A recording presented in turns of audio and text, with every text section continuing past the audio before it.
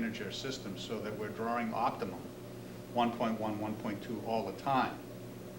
So we can't, even though we produce a lot more water potential, we can't bring it for sale.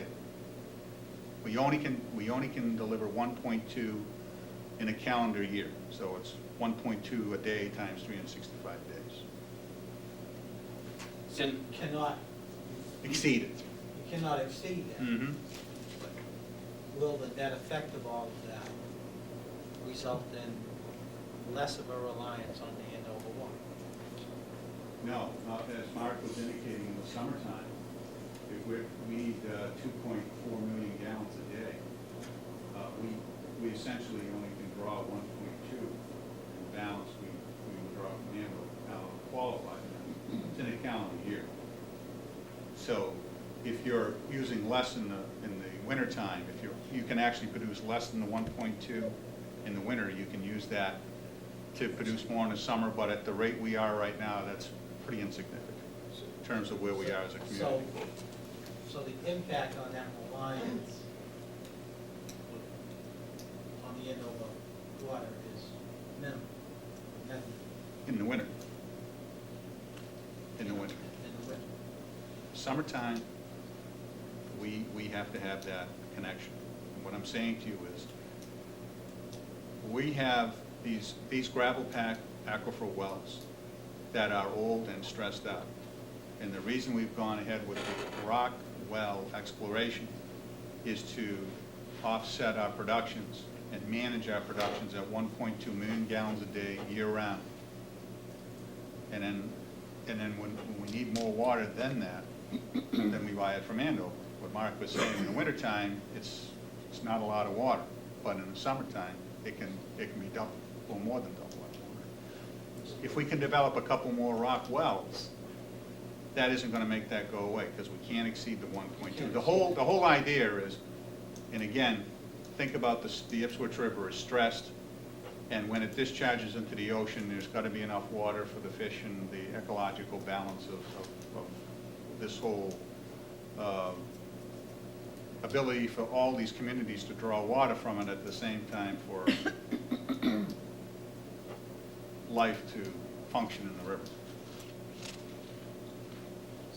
Well, or in other words, if we were to be as fortunate as Linfield, strike a well that gives us 1 million gallons a day, Right. our hands are tied because we cannot tap into it. We can tap into it, I mean, we can't use it, can't but draw. our combined draw can't exceed the 1.2. Mr. Kelly? And why is that? If that's a state regulation? Yes, it is. So is there any way to get that? I mean, each town right now isn't limited to 1.2. Each town has its own cap.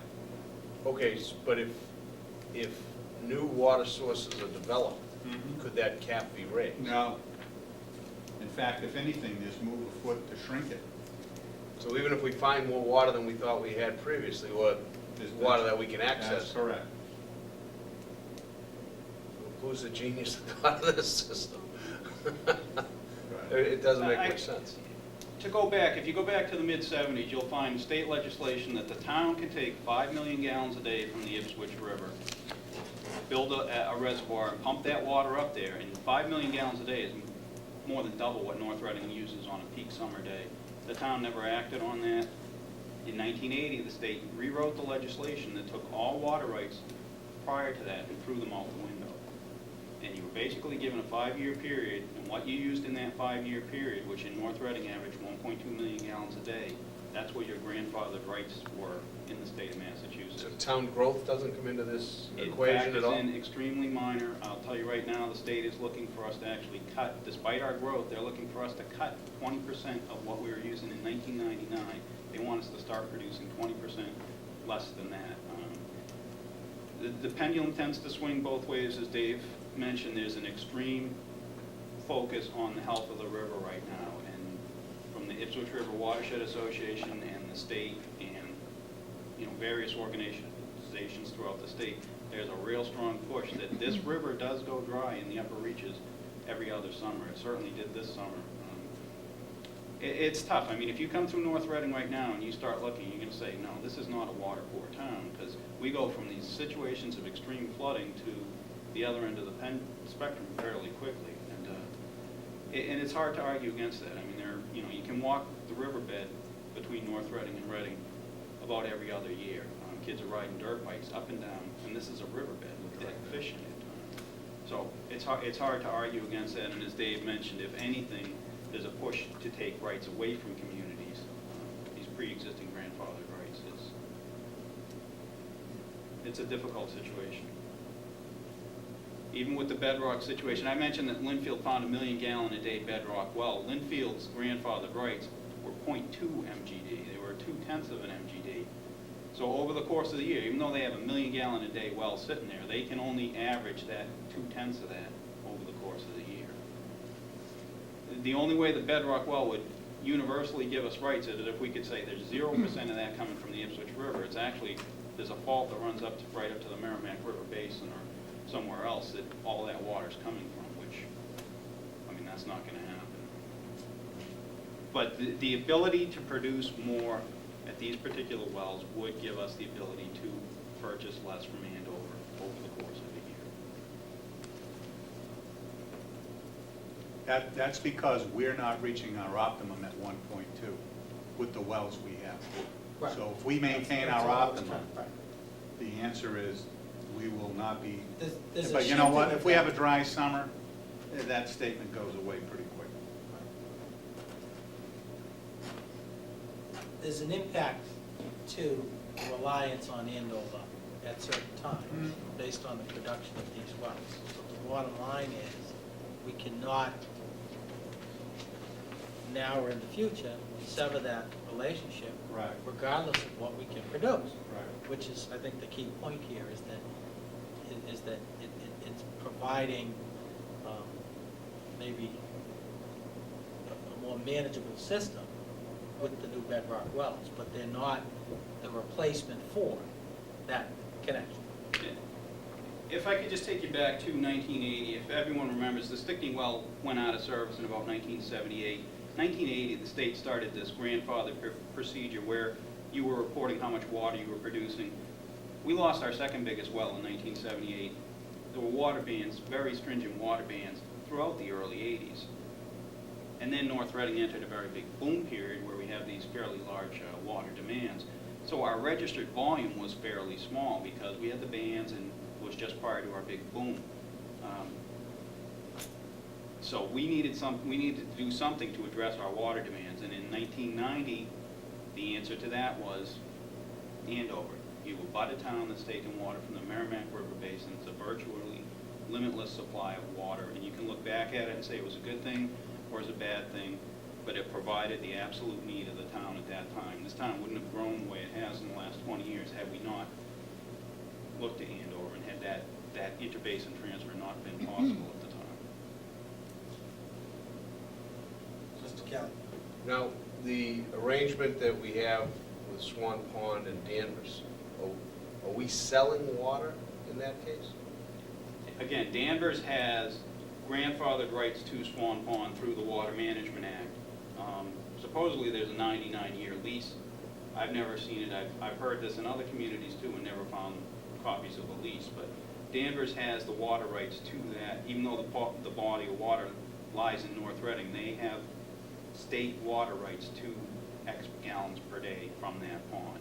Swan Pond is not, people have said, why don't we look to Swan Pond as our solution? Swan Pond has a very small catchment area. It cannot yield a huge amount of water.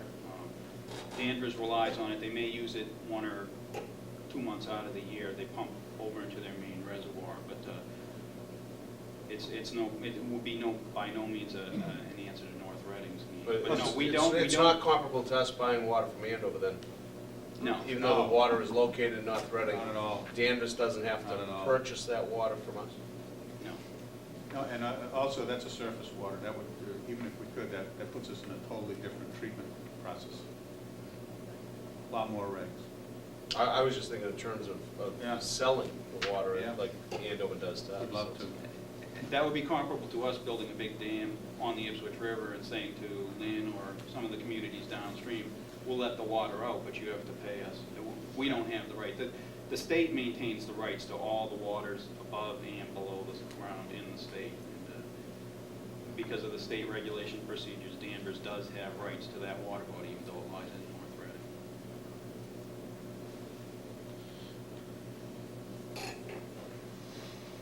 Mrs. Ben? I have a question about the bedrock well and then some other questions that I'll just go through, if that's okay. First, thanks for putting together such a thorough booklet. It's really helpful to see the whole picture. You had said that there were some sites identified near the Central Street pumping station. Is that on town-owned land? Yes.